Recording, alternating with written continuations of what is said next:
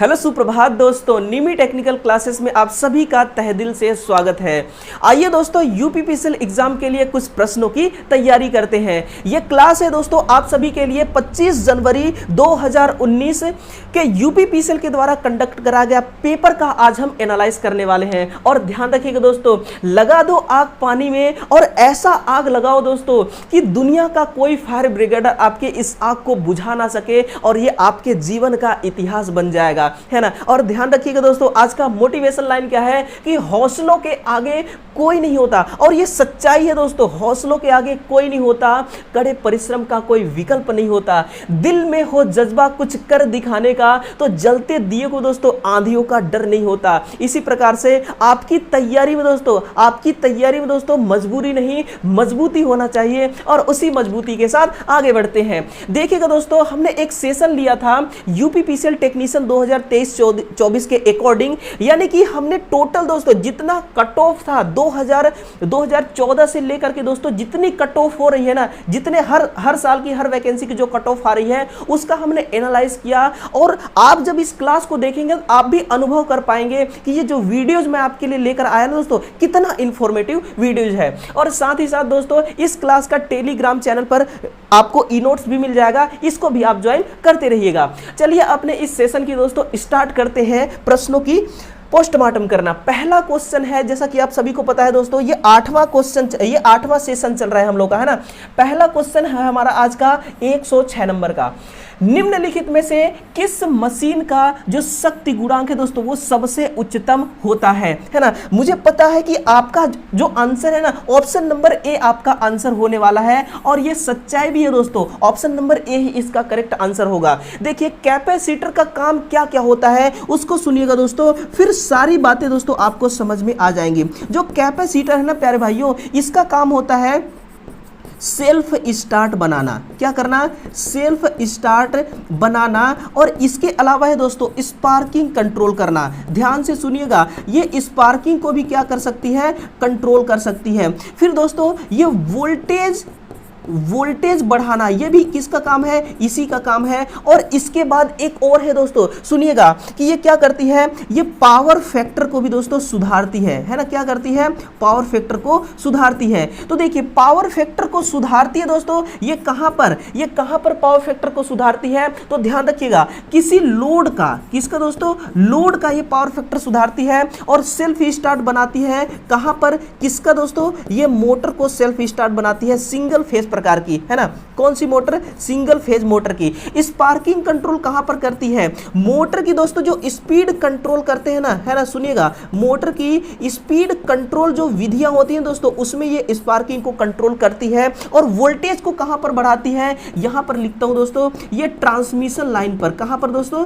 Transmission line, है ना। तो अलग अलग इसका इस्तेमाल है और इन सभी का दोस्तों यूज कहां किया जाता है, इन उपयोग का, वो भी आप सभी के सामने पहुंच गया, है ना। देखिएगा कम्यूटेटिव मशीन और डिफरेंशियल मशीन, ये दोनों क्या होते हैं? इनका पावर फैक्टर दोस्तों कितना होता है? हमेशा इकाई होता है।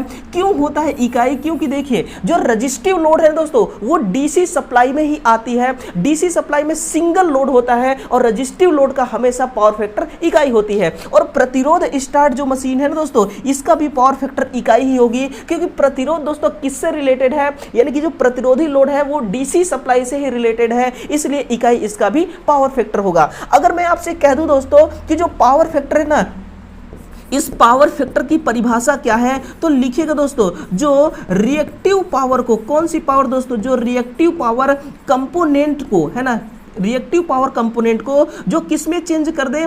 एक्टिव पावर कंपोनेंट में। किसमें दोस्तों? एक्टिव पावर कंपोनेंट में जो क्या कर दे?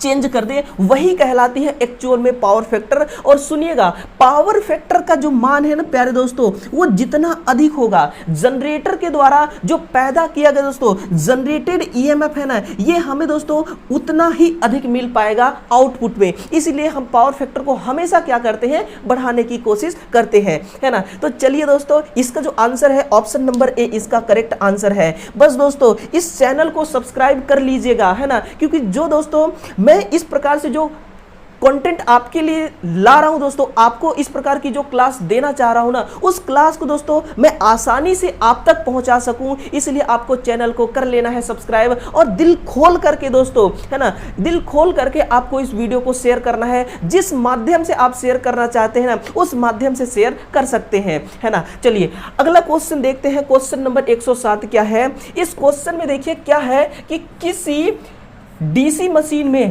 प्रति ध्रुव निम्न अभिवाह से मोटर की जो स्पीड है ना दोस्तों, ये कैसे इसमें परिवर्तन आएगी। देखिए डीसी मोटर में जब भी बात करें दोस्तों फ्लक्स और स्पीड की, तो एक ही कॉन्सेप्ट लगता है कि जो एन है ना दोस्तों, 1/फ्लक्स दोस्तों, यही इसके व्युत्क्रमानुपाती होता है। लेकिन मैं आपको कुछ और सिखाने की कोशिश करूंगा। देखिए ये जो फ्लक्स है ना दोस्तों, ये तो एन के क्या है, व्युत्क्रमानुपाती है। अगर आप इसको दोस्तों क्या करते हैं, इसको ड्रॉबैक करते हैं, तो जो n है ना, ये क्या करेगा दोस्तों, कम बैक करेगा। यानी कि n स्पीड है और फ्लक्स तो फ्लक्स ही है, एक दूसरे के अपोजिट में है। लेकिन फ्लक्स तो n के अपोजिट में है, लेकिन सपोर्ट में किसके काम करता है, उसको सुनना। तो दोस्तों ये करंट के सपोर्ट में काम करता है, यानी कि करंट के ये क्या होता है, समानुपाती। ये दोस्तों टॉर्क के समानुपाती होती है फ्लक्स, और इसके अलावा दोस्तों ये जनरेटेड ईएमएफ के भी समानुपाती होती है फ्लक्स, है ना। तो ध्यान से सुनिएगा, जनरेटेड ईएमएफ बढ़ाना है अगर आपको, तो आपको फ्लक्स बढ़ाना होगा। टॉर्क को बढ़ाना है तो आपको फ्लक्स को बढ़ाना होगा, और फ्लक्स को बढ़ाना है तो आपको करंट को बढ़ाना होगा। यानी कि इन सभी फैक्टर पे दोस्तों ये डिपेंड करता है सीधे रूप से, और एन पे यानी कि जो गति है उसमें इनडायरेक्ट रूप से क्या करती है, ये डिपेंड रहती है। तो मोटर ब्लॉक हो जाएगी, रोटर ब्लॉक हो जाएगी, गलत बात है। मोटर स्पीड में बढ़ोतरी करेगी। देखिए क्या कह रहा है कि निम्न अभिवाह, है ना, यानी कि फ्लक्स कम है तो स्पीड में क्या हो जाएगी दोस्तों, बढ़ोतरी हो जाएगी, है ना। तो ऑप्शन क्या हो जाएगा आपका correct, option number B, motor अपने स्पीड में बढ़ा लेगी। बढ़िएगा अगले क्वेश्चन की ओर। क्वेश्चन नंबर 107 ओके रिपोर्ट है। जीनर डायोड में अत्यधिक मादिक पदार्थ का मिलान करने पर क्या होता है ना, मादिक पदार्थ मिलाने से क्या होता है। मादक पदार्थ का मतलब क्या होता है दोस्तों, इसका मतलब होता है डोपिंग से। इसका मतलब किससे होता है, डोपिंग से, यानी कि अशुद्धि से, है ना। डोपिंग का मतलब क्या होता है, अशुद्धि होता है। देखिए माय डियर, क्या होता है कि सेमीकंडक्टर में जितना आप अधिक अशुद्धियां मिलाएंगे ना, उसकी कंडक्टिविटी उतना ही अधिक बढ़ती है। ये इसका लॉजिक ना दोस्तों कंडक्टर से थोड़ा सा हटके है ना, और हटके होना भी चाहिए। ये दोस्तों ब्रेकडाउन वोल्टेज की बात कर रहा है, इसलिए जो आंसर होगा ना ये किसका होगा, न्यूनीकृत व्युत्क्रम भंजक विभव, यही क्या हो जाएगा, इसका करेक्ट आंसर हो जाएगा। सुनिएगा शिद्दत से, ये दोस्तों ब्रेकडाउन वोल्टेज की बात कर रहा है, किसकी, ब्रेक डाउन वोल्टेज की, है ना, बीडीवी की बात कर रहा है। सुनिएगा दोस्तों, जो मादित पदार्थ है ना, कितना मिलाया जाता है मादित पदार्थ सामान्य डायोड की तुलना में, उसको सुनते जाइएगा दोस्तों। 10 की घात 5 एटम्स में कितना, 10 की घात 5 एटम्स में दोस्तों अशुद्धि का एक पार्ट मिलाया जाता है। कितना, 10 की घात 5 एटम्स में अशुद्धि का एक पार्ट मिलाया जाता है। दोस्तों जीनर डायोड की तुलना में, यानी कि जीनर डायोड की हम बात कर रहे हैं, इसकी तुलना किससे किया जाता है दोस्तों, हमेशा सामान्य डायोड से जब तुलना करते हैं ना, तब जाके हमें दोस्तों इतना हमें ये अशुद्धि देखने को मिलता है। 10 की घात 5 एटम्स में एक पार्ट, बिल्कुल नई चीज है दोस्तों, नोट करिएगा इस चीज को, है ना, सामान्य डायोड की तुलना में। और इसी को देखिए, इतना अधिक डोपिंग होने के कारण ही दोस्तों जो रिवर्स बायस होती है ना, जो रिवर्स बायस में जीनर डायोड होती है, इसमें दोस्तों 1.8 वोल्ट से लेकर के 400 वोल्ट दोस्तों अप्लाई करते हैं, तो भी दोस्तों ये क्या करता है आपका, ये दोस्तों वर्किंग प्रोसेस में रहता है। किस में रहता है, वर्किंग प्रोसेस में। यानी कि रिवर्स बायस में दोस्तों हम 1.8 वोल्ट से 400 वोल्ट देते हैं जीनर डायोड को, फिर भी दोस्तों ये बिल्कुल तबाही तरीके से काम करता है ना। ये रहा दोस्तों इसके डोपिंग अधिक मिलाने का बेनिफिट, और ये संट रेगुलेटर की तरह काम करता है। इसको भी दोस्तों आप सुनते जाइएगा, किसकी तरह, संट रेगुलेटर। ये इसका एप्लीकेशन है, ये क्या दोस्तों, इसका यूज है ना, ये क्या है, इसका यूज है, और ये हमेशा रिवर्स बायस में ही काम करती है, ये आपको पता भी होगा, है ना। बढ़ते हैं अगले क्वेश्चन की ओर। देखिएगा दोस्तों, सुनते रहिएगा, सुनने में भी आपको बहुत आनंद आएगा, है ना, क्योंकि ये क्लास जो है ना दोस्तों, ये देखने, सुनने और लिखने तीनों काम के लिए काम आने वाली है। नेमा का शुद्धतम रूप निम्नलिखित विकल्पों में से कौन सा होगा? बताइएगा कमेंट करके दोस्तों, नेमा का शुद्धतम रूप क्या है ना। और जो मैं आपको नेमा के बारे में बताने वाला हूं ना, वो आपको आज सुनना ही होगा। जो नेमा है दोस्तों, इसका शुद्धतम रूप का मतलब है फुल फॉर्म से तो ये नेशनल इलेक्ट्रिकल मैन्युफैक्चरर्स, सुनिएगा, नेशनल इलेक्ट्रिकल मैन्युफैक्चरर्स एसोसिएशन क्या है, ये इसका पूरा नाम होता है ना। ये इसका क्या है, ये पूरा नाम है। ये कहां पर लागू होता है इसको सुनिएगा। ये जो दोस्तों यूएसए में लागू होती है। कहां पर? यूएसए में दोस्तों। ये जितने भी मैन्युफैक्चरर्स एसोसिएशन है दोस्तों, जो क्या बनाती है, जो वायरिंग की एसेसरीज बनाती है। कौन सी दोस्तों? जो वायरिंग का सामान बनाती है। केवल वायरिंग का सामान ही नहीं दोस्तों, ट्रांसमिशन लाइन का सामान। कौन सा? इसी के साथ में ट्रांसमिशन लाइन की एसेसरीज है ना। और इसी के साथ में जो डिस्ट्रीब्यूशन लाइन होती है, कौन सी लाइन? जो डिस्ट्रीब्यूशन लाइन होती है। इन सभी का दोस्तों अगर कोई भी कंपोनेंट तैयार करना है ना, वो किसके द्वारा तैयार किया जाएगा? वो दोस्तों नेमा के द्वारा तैयार किया जाएगा। सुनिएगा, इसका जो मुख्यालय है ना दोस्तों, वो कहां पर है? यूएसए में है। कहां पर? यूएसए में ही इसका मुख्यालय है। और भी कहीं है दोस्तों, लेकिन वो मेरे को ख्याल नहीं आ रहा है, लेकिन यूएसए में इसका क्या है? मुख्यालय है ना। आपने दोस्तों मोटर की नेम प्लेट को अगर गौर से देखा होगा ना, तो उसमें लिखा होता है दोस्तों SIS है ना, ISI लिखा होता है। लेकिन जो यूएसए के है ना दोस्तों, वहां पर नेमा लिखा होता है। ये फर्क होती है। वह सेकेंडरी मापक यंत्र जिसमें किसी भी प्रकार के कंट्रोलिंग टॉर्क की आवश्यकता नहीं पड़ती है, क्या कहलाती है? दोस्तों ऐसा क्वेश्चन ना आपका कुछ भी नहीं बिगाड़ सकती। मैं पूरे कॉन्फिडेंस के साथ कह रहा हूं, ऐसा क्वेश्चन आपका कुछ भी नहीं बिगाड़ सकती। अगर थोड़ा बहुत बिगाड़ने का दम रखती भी होंगी ना, तो दोस्तों टूट जाएंगी। अभी देखिएगा, इसका जो आंसर है पीएफ यंत्र, इसका क्या हो जाएगा? करेक्ट आंसर हो जाएगा। जो पीएफ यंत्र है ना दोस्तों, इसमें दो प्रकार की कॉइल होती है। एक होती है दोस्तों फिक्स कॉइल है ना, एक होती है फिक्स कॉइल। इस फिक्स कॉइल को दोस्तों हम फील्ड कॉइल के नाम से भी जानते हैं। ये आपके लिए दोस्तों एक नई जानकारी मिल गई। और एक होता है दोस्तों इसमें मूविंग कॉइल है ना, एक होती है मूविंग कॉइल, और इस मूविंग कॉइल को हम क्रॉस कॉइल के नाम से भी जानते हैं। अगर कभी आपसे ये दोस्तों गलती से भी पूछ देना कि हम क्रॉस कॉइल किसको कहते हैं, तो ठोक दीजिएगा दोस्तों मूविंग कॉइल का नाम, और फील्ड कॉइल फिक्स कॉइल को कहते हैं। ये तो हो गया दो कॉइल होती है ना, दो मूविंग कॉइल होती है और दो इसमें फिक्स कॉइल होती है। और इसका काम क्या होता है? इसका काम एक ही होता है दोस्तों कि ये 3 फेज सप्लाई की पावर फैक्टर को मापता है। यानी कि 3 फेज का जो लोड होता है दोस्तों, इस लोड का ये पावर फैक्टर को क्या करती है? मापती है। कभी दोस्तों आपको गुमराह करने के लिए ये कहा जा सकता है, ये पूछा जा सकता है दोस्तों कि हम अगर 3 फेज लोड को मापना है तो किस प्रकार के पावर फैक्टर मीटर को यूज में लेंगे? तो सुनिएगा दोस्तों, उसका नाम है पोलराइज्ड वेन। उसका क्या नाम है दोस्तों? पोलराइज्ड वैन प्रकार का, पोलराइज्ड वैन टाइप्स का पावर फैक्टर मीटर। कौन सा मीटर दोस्तों? जिसमें ध्रुव बना होगा। Polarised vane type power factor meter का यूज करेंगे 3 फेज का लोड मापने के लिए। तो इसका आंसर क्या हो जाएगा? पावर फैक्टर यंत्र जो है, इसमें किसी भी प्रकार का कोई कंट्रोलिंग टॉर्क की आवश्यकता नहीं पड़ती है ना। तो आंसर क्या होगा? ऑप्शन नंबर सी इसका करेक्ट आंसर हो जाएगा।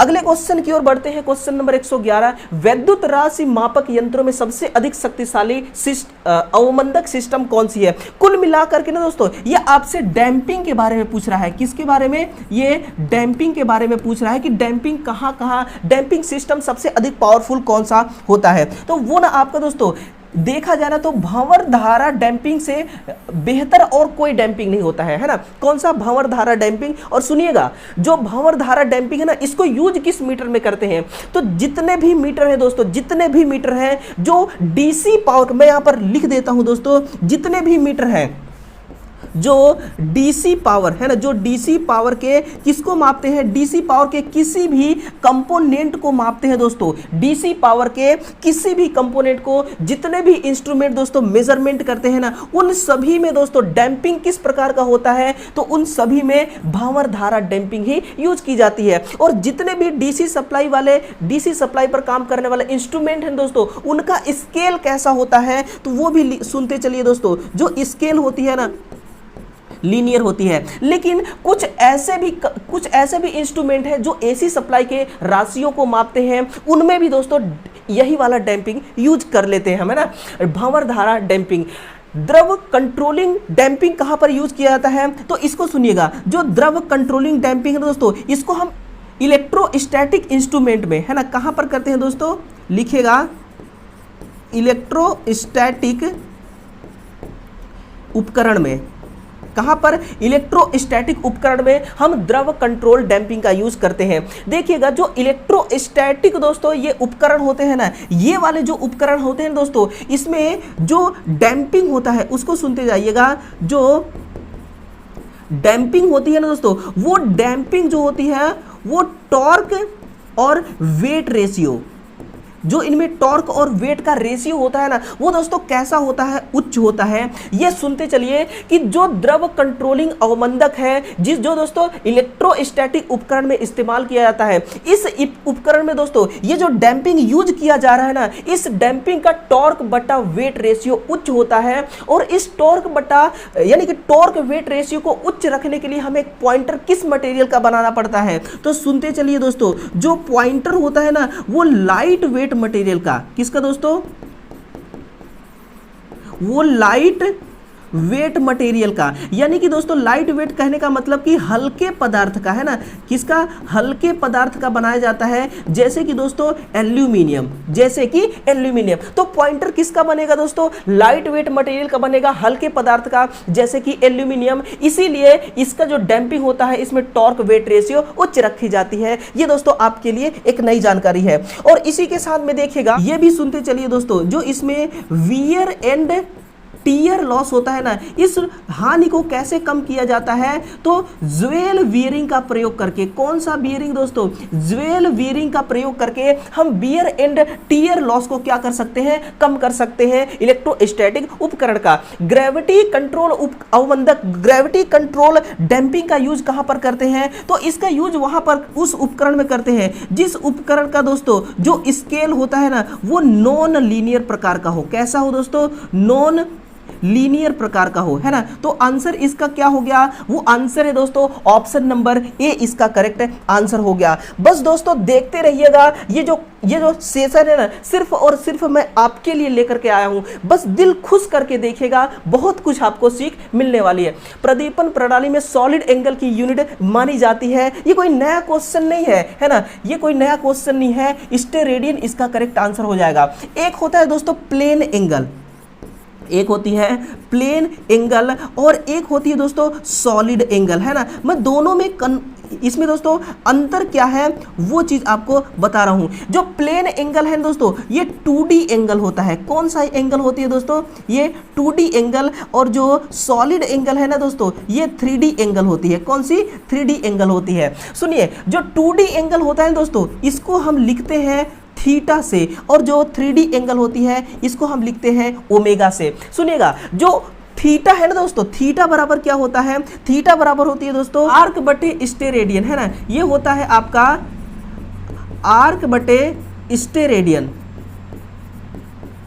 आर्क बटे स्टेरेडियन। वहीं पे सुनते चलिएगा, जो आपका ये ओमेगा है ना, ये ओमेगा बराबर होती है दोस्तों एरिया बटे स्टेरेडियन, है ना। किस, क्या, एरिया बटे स्टेरेडियन, स्टेरेडियन स्क्वायर। अब आपको ये पता होगा भली भांति से दोस्तों कि जो सॉलिड एंगल है इसका जो मान ओमेगा है ना, ओमेगा बराबर होता है 4 पाई। ये 4 पाई आया कहां से, इसको सुनिएगा। देखिए, जो एरिया है ना दोस्तों, ये क्या है, इसको हम DA लिखते हैं, और जो आपका स्टेरेडियन है दोस्तों, ये क्या है, R स्क्वायर है ना।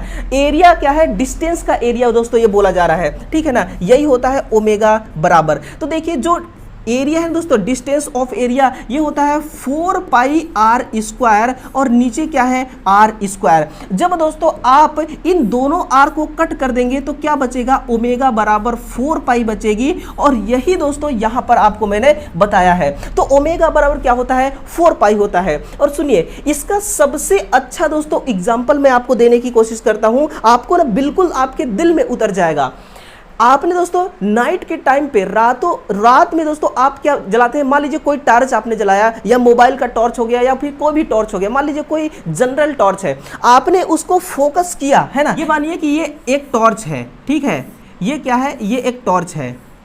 तो देखिए इस टॉर्च से देखिए जो प्रकाश निकल रही है, मान लीजिए कि इस डायरेक्शन में प्रकाश निकल रही है, इस डायरेक्शन में ये क्या कर रही है, प्रकाश निकल रही है। तो जितने एरिया में दोस्तों प्रकाश निकल रही है ना, उसका ये वाला जो एरिया है ना, इसी एरिया को हम किस नाम से जानेंगे, तो इसी को दोस्तों हम सॉलिड एंगल के नाम से जानेंगे। इसी को हम किस नाम से जानेंगे, सॉलिड एंगल। तो टॉर्च से जिस एरिया तक प्रकाश निकलता है ना, वो जो एरिया है ना, वही सॉलिड एंगल कहलाता है ना। जो 3D में दोस्तों जिसको व्यक्त किया जाता है, स्टेडियम लाइटिंग व्यवस्था प्रणाली में किस लैंप को नियोजित किया जाता है दोस्तों, हैलोजन लैंप। देखिएगा हैलोजन लैंप के भी अलग अलग नाम है। कौन सा है, पहला टंगस्टन हैलोजन है ना, पहला है टंगस्टन हैलोजन, और इसी का दूसरा नाम है क्वार्टज आयोडीन लैंप, है ना, क्वार्टज आयोडीन लैंप। तो ये दो नाम है। कभी दोस्तों आपके सामने ये नाम आए ना, तो आपको कभी ऐसा महसूस ना हो कि ये नाम हम पहली बार सुन रहे हैं, इसलिए दोस्तों आप इसको भी नोट जरूर करिएगा, है ना। टंगस्टन हैलोजन और क्वार्टज आयोडीन लैंप, ये हैलोजन का ही दूसरा नाम है। आपको दोस्तों पता है कि इसका यूज कहां पर किया जाता है, स्टेडियम पर किया जाता है ना, लेकिन इसका और भी उपयोग किया जाता है ऑटोमोबाइल्स। कौन सा दोस्तों, ऑटोमोबाइल्स में भी इसका यूज किया जाता है। जो आपके गाड़ी की हेडलाइट्स है ना दोस्तों, वो इसी लैंप से बनाया गया है। और इसके अलावा जैसे कि पार्क वगैरह हो गए, वहां पर भी इसको काम में लेते हैं। और नई टेक्नोलॉजी लिख देता हूं दोस्तों यहां पर, न्यू टेक्नोलॉजी, है ना। न्यू टेक्नोलॉजी में आजकल दोस्तों जो डेस्कटॉप आ रहे हैं ना, डेस्कटॉप में भी इसका यूज किया जा रहा है ना। कहां पर, डेस्कटॉप में भी इसी लैंप को लगाई जा रही है। आपको दोस्तों, आपको सुनकर हैरानी होगी कि डेस्कटॉप में हम हैलोजन लैंप को कैसे लगाते हैं, लेकिन ये नई टेक्नोलॉजी के अनुसार दोस्तों लगाया जाता है। देखिएगा ये जो हैलोजन लैंप है ना, कहां पर इसको लगाने की अनुमति नहीं मिलती है, ये चीज सुनिएगा दोस्तों। ये अनुमति कहां पर नहीं मिलती है, शयन कक्ष में। कहां पर दोस्तों, शयन कक्ष में इसको लगाने का दोस्तों क्या नहीं है, परमिशन नहीं है ना, क्या नहीं है, इसमें शयन कक्ष में इसको लगाने की परमिशन नहीं है। एक बार क्या हुआ था दोस्तों यूएसए में कि शयन कक्ष में इस हैलोजन लैंप को लगाया गया था, और हैलोजन लैंप के लगाने के कारण उस कक्ष में दोस्तों आग लग गई थी, जिसके कारण पूरे बिल्डिंग में आग लग गई थी, है ना। सिंपल सी बात है, अगर एक कमरे में आग लगेगी तो आग भड़केगी, और जब भड़केगी तो दूसरे कमरे में जाएगी, फिर इसी तरह एक एक करके पूरा बिल्डिंग ही जल गया, है ना। वजह देखा गया तो पाया गया दोस्तों कि हैलोजन लैंप। इसीलिए अमेरिका में दोस्तों किसी भी शयन कक्ष में, अपने देश में भी किसी भी शयन कक्ष में हैलोजन लैंप को लगाने का कोई परमिशन नहीं है। तो इसका जो आंसर है ऑप्शन नंबर ए इसका करेक्ट आंसर है। आपने सुना होगा दोस्तों लैंप का जो पावर फैक्टर होता है हमेशा इकाई होता है, लेकिन जो आपका LPSV यानी कि लो प्रेशर और हाई प्रेशर लैंप है ना, इसका दोस्तों 0.3 लैग पावर फैक्टर होता है। कितना, 0.3 लैगिंग पावर फैक्टर होती है। और जो आपका सोडियम वेपर लैंप है और मरकरी वेपर लैंप का 0.5 होता है। इनडायरेक्ट लाइटिंग प्रणाली में लाइट छत की तरफ कितने प्रतिशत जाती है, ये दोस्तों अच्छा क्वेश्चन है ना। इसका जो आंसर है वो दोस्तों आप खुद देंगे, आप इसका खुद आंसर देंगे, मैं बस आपको हिंट देता हूं। देखिए क्या होता है, इनडायरेक्ट लाइटिंग सिस्टम में दोस्तों इस प्रकार के बल्ब का यूज किया जाता है ना, जिसका जो रिफ्लेक्टर होता है, ध्यान दीजिएगा, जिस लैंप का जो रिफ्लेक्टर होता है दोस्तों वो अर्धवृत्ताकार होता है। कैसा होता है, अर्धवृत्ताकार आकार का होता है और अपारदर्शी होती है। कैसी, अपारदर्शी। अपारदर्शी का मतलब क्या है कि जिससे प्रकाश आर पार हो जाए, और अर्धवृत्ताकार का मतलब क्या है, इस आकार का, है ना। आपने दोस्तों जो LED लैंप देखा होगा ना, 5 वाट, 7 वाट का, 9 वाट का, उस LED लैंप के जो बाहर साइड में एक व्हाइट कलर का दोस्तों प्लास्टिक का केस बना होता है ना, वो दोस्तों उसको हम रिफ्लेक्टर कहते हैं। और उसी रिफ्लेक्टर की बात हो रही है, उसका जो आकार होता है वृत्ताकार होता है और वो अपारदर्शी होती है ना। वो क्या करता है, रिफ्लेक्टर 90% प्रकाश को, कितना दोस्तों, 90% प्रकाश को ऊपर ले जाती है। और इस लाइटिंग सिस्टम का यूज हम वहां पर करते हैं जहां पर दोस्तों, सुनिएगा, इसका इस्तेमाल वहां पर करते हैं जहां पर छत न सफेद रंग का हो। कैसा हो दोस्तों, सफेद रंग का छत की पुताई का किया गया हो, या फिर दोस्तों हल्का रंग हो। कैसा, हल्का यानी कि मॉडरेट कलर से अगर छत की पुताई की गई हो, वहीं पर दोस्तों हम इसको काम में लेते हैं। ऐसा क्यों, ताकि दोस्तों 90% जो रिफ्लेक्ट हो रही है प्रकाश ऊपर की ओर ना, तो व्हाइट कलर जो है ना वो दोस्तों 10% वो क्या कर दे, 10% दोस्तों नीचे रिफ्लेक्ट करके प्रकाश को भेज दे। इसीलिए इसका यूज दोस्तों सिनेमा हॉल में करते हैं। कहां पर, सिनेमा हॉल में, या फिर दोस्तों आपने देखा होगा जो डांसिंग हॉल होता है, कौन सी दोस्तों, जो डांसिंग हॉल होती है ना, वहां पर भी इसी प्रकार के लैंप लगे होते हैं। तो आंसर आपका क्या हो जाएगा, option number C 90% correct answer है। बिल्कुल दोस्तों कमेंट करके बताते रहिएगा, है ना, हर क्वेश्चन का जवाब आपको कमेंट करना है। और कमेंट करने से ना दोस्तों सिर्फ आपका दोस्तों टाइम ही नहीं, आपका कॉन्फिडेंस भी बढ़ेगा। ध्यान से सुनिएगा, आपका कॉन्फिडेंस भी बढ़ेगा, क्योंकि जब आप एग्जाम में बैठेंगे ना, तो आपको जब एग्जाम में आएगा क्वेश्चन का आंसर, तो आप उसको टिक करेंगे। आप ऐसा थोड़ी, हाँ ये मेरे को आता है लेकिन मैं टिक नहीं करूंगा, ये भी मेरे को आता है लेकिन मैं टिक करूंगा नहीं, ठीक है। इसी प्रकार से अगर इस क्वेश्चन को भी आप सॉल्व कर रहे हैं, तो क्वेश्चन का आंसर बेशक आपको आ रहा है, लेकिन आप कमेंट में लिख के बताइए कि इसका जो आंसर है ये फलाना होने वाला है। निम्नलिखित में से कौन सी पदार्थ का बीएच कर्व सीधी रेखा की तरह होती है, दोस्तों एयर की होती है। वजह पूछूं दोस्तों, रिलक्टेंस। क्या है इसमें वजह, रिलक्टेंस ही जो दोस्तों इसमें बहुत कम होती है। देखिए किसी पदार्थ में क्या है ना दोस्तों, रिलक्टेंस है। मान लीजिए ये एक मटेरियल है, मान लीजिए दोस्तों ये क्या है, एक कोई पदार्थ है, मान लीजिए लोहा है ना, इसमें क्या है, ये रिलक्टेंस है। ये जो गोला आकार का दोस्तों मैं आपको दिखा रहा हूं, इसको आपको समझना है, रिलक्टेंस है। जो मैग्नेटिक फ्लक्स है दोस्तों, रिलक्टेंस क्या करता है, उसको रोकती है। मान लीजिए मैग्नेटिक फ्लक्स इसमें घुस रही है ना, अब यहां से आगे वो नहीं जा पाएगी, किसी प्रकार से आगे चली भी गई तो दूसरा वाला रिलक्टेंस रोकेगा, किसी प्रकार से और आगे चली भी गई तो ये तीसरा वाला रोकेगा। यानी कि इसमें जो फ्लक्स है ना, उसको गति करने में बड़ा मशक्कत करना पड़ रहा है। लेकिन जो एयर होता है ना, उसमें ये रिलक्टेंस बहुत कम होते हैं, जिससे मैग्नेटिक फ्लक्स आसानी से गति कर लेता है। इसीलिए दोस्तों एयर में जो बीएच कर्व होती है सीधी रेखा में होती है ना, क्या होती है, सीधी रेखा में होती है। देखिएगा जो बीएच कर्व है ना दोस्तों, ये बीएच कर्व का उपयोग कहां पर किया जाता है, इसको भी सुनिएगा। तो जो चुंबकीय फ्लक्स घनत्व होता है, क्या दोस्तों, जो चुंबकीय फ्लक्स डेंसिटी होती है ना दोस्तों, चुंबकीय फ्लक्स घनत्व, इसको दोस्तों निर्धारण करने में इसका यूज किया जाता है। क्या करने में, इसका निर्धारण यानी कि चेक करने में इसका इस्तेमाल किया जाता है। और देखिए जो मैग्नेटिक फ्लक्स डेंसिटी होता है वो डी बराबर दोस्तों साई बटा ए होता है। डी बराबर साई बटा ए, ये किसके लिए है, चुंबकीय फ्लक्स डेंसिटी के लिए, चुंबकीय फ्लक्स घनत्व के लिए। अगर दोस्तों मैं आपसे ये कह दूं कि बताइए जो विद्युतीय फ्लक्स होता है ना, कौन सा, जो विद्युतीय फ्लक्स घनत्व होती है उसका दोस्तों सूत्र क्या होता है, तो डी बराबर दोस्तों फाई बटा एम। क्या, डी बराबर फाई बटा एम, ये किसका होता है, ये विद्युत फ्लक्स घनत्व का। और दोस्तों साई बटा ए होता है चुंबकीय फ्लक्स घनत्व का, है ना। बिल्कुल नई नई चीजें आप तक पहुंचाने की कोशिश कर रहा हूं, क्योंकि आप तैयारी कर रहे हैं दोस्तों। तैयारी करने में मजा तभी आपको भी आएगा और एग्जाम भी देने में मजा तभी आएगा जब तैयारी सबसे अलग वाली हो।